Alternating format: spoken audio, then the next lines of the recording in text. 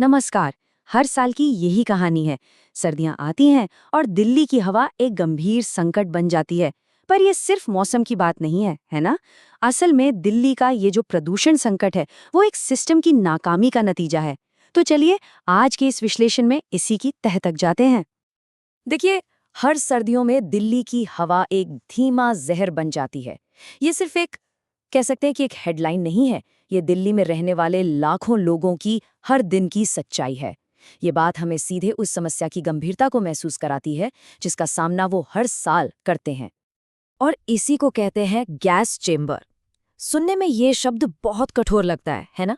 लेकिन सच कहूँ तो ये उस घुटन भरे माहौल को बिल्कुल सटीक तरीके से बताता है जिससे दिल्ली के लोग हर साल जूझते हैं। और सबसे बड़ी बात, ये एक मानव निर्मित आपदा है। तो फिर सवाल ये उठता है कि जब नेता एक दूसरे पर आरोप प्रत्यारोप का खेल खेलते रहते हैं, तो इस धुंध के पीछे की असली वजह क्या है? वो कौन सी सिस्टम की खामी है? बस इसी केंद्रीय सवाल का जवाब हम आज ढूंढने की कोशिश करेंगे और समस्या की जड़ तक पहुंचेंगे।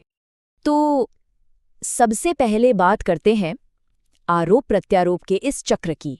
यहाँ हम ये समझेंगे कि कैसे राजनीति असली समस्या पर, आप कह सकते हैं, पर्दा डाल देती है।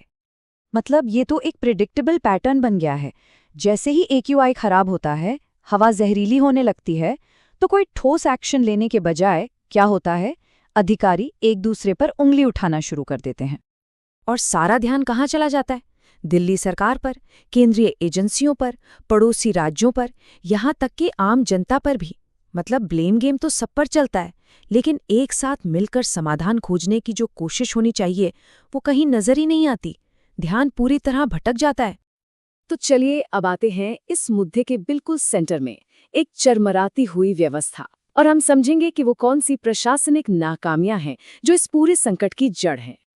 देखिए, मोटे तौर पर 3 मुख्य सिस्टमैटिक फेलियर्स हैं। पहला, कोई लॉन्ग टर्म स्ट्रेटेजिक प्लान है ही नहीं। दूसरा, डेटा पर आधारित समाधानों के बजाय राजनीति को प्राथमिकता दी जाती है। और तीसरा, जो शायद सबसे जरूरी है, वो है अलग अलग एजेंसियों के बीच कोऑर्डिनेशन की जबरदस्त कमी। इसी को कहते हैं इंटर एजेंसी कोऑर्डिनेशन फेलियर। मतलब MCD, दिल्ली सरकार, सेंट्रल एजेंसियां और पोल्यूशन कंट्रोल बोर्ड, ये सब एक साथ मिलकर काम ही नहीं कर पाते। और इसका नतीजा क्या होता है?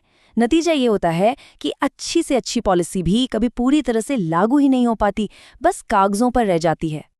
और ये जो तुलना है ना, ये पूरी कहानी को एकदम साफ कर देती है। एक तरफ है शॉर्ट टर्म रिएक्शन, मतलब जब संकट आता है तो हम क्या करते हैं, ऑड इवन ले आते हैं, कंस्ट्रक्शन पर बैन लगा देते हैं। और दूसरी तरफ हैं वो लॉन्ग टर्म ज़रूरतें जिनकी हमें सच में ज़रूरत है, जैसे पब्लिक ट्रांसपोर्ट का विस्तार करना, इंडस्ट्री पर सख्ती करना। और ये सिर्फ बड़ी बड़ी पॉलिसी की बात नहीं है। ज़मीनी हकीकत तो ये है कि रोज़मर्रा के कामों में भी एडमिनिस्ट्रेशन फेल है। पोल्यूशन फैलाने पर जो जुर्माना लगता है वो सख्ती से लागू नहीं होता। रातों में कूड़ा जलता रहता है, किसी की नज़र नहीं जाती। और ये जो सड़कों की सफाई के लिए मशीनें हैं, वो भी ज़्यादातर बेअसर ही साबित होती हैं। यही छोटी छोटी नाकामियां मिलकर एक बड़ा संकट खड़ा कर देती हैं। तो अब जरा प्रदूषकों की जड़ तक चलते हैं। देखते हैं कि ये जो सिस्टम की नाकामियां हैं, वो कैसे इस आग में घी डालने का काम करती हैं। तो दिल्ली की हवा को जहरीला बनाने में सबसे बड़े विलन कौन है? आप देखिए, पराली का जलना, गाड़ियों से निकलने वाला धुआं, कंस्ट्रक्शन की धूल, इंडस्ट्री का पोल्यूशन और कूड़े का जलना, ये सब मिलकर हवा को खराब करते हैं।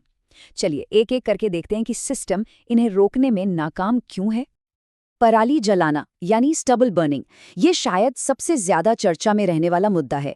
मजे की बात यह है कि इस पर बैन लगा हुआ है, लेकिन फिर भी हर साल पड़ोसी राज्यों से इसका धुआं दिल्ली तक पहुंचता है और शहर को एक गैस चेंबर बना देता है। लेकिन यहाँ ये समझना बहुत जरूरी है कि ये सिर्फ किसानों की गलती नहीं है।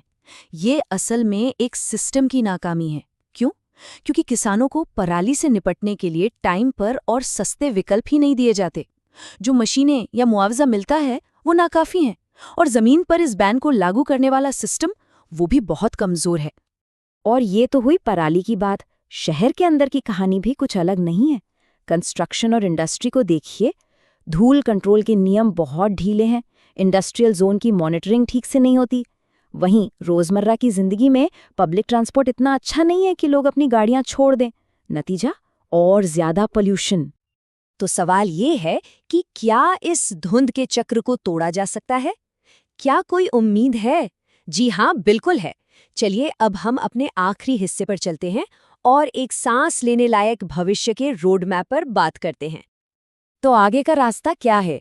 देखिए, सबसे पहले तो सिर्फ दिल्ली नहीं, पूरे एनसीआर के लिए एक यूनिफाइड और सख्त प्लान बनाना होगा। दूसरा, सभी इंडस्ट्रीज के लिए रियल टाइम एमिशन मॉनिटरिंग लागू करनी होगी। तीसरा, पब्लिक ट्रांसपोर्ट को बहुत तेजी से बढ़ाना होगा और ईवी को बढ़ावा देना होगा। चौथा, पराली जलाने के लिए किसानों को जमीनी स्तर पर वैज्ञानिक समाधान देने होंगे। और आखिर में ग्रीन कवर बढ़ाना और पोल्यूशन के सारे कानूनों को सख्ती से लागू करना। ये सारे कदम मिलकर ही इस टूटे हुए सिस्टम को ठीक कर सकते हैं।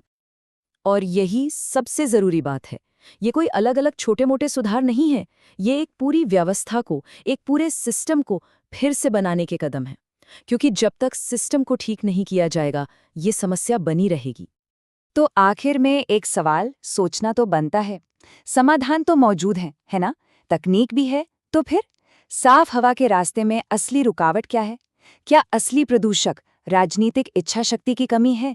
यही वो सवाल है जो हमें हर साल इसी संकट में वापस खींच लाता है।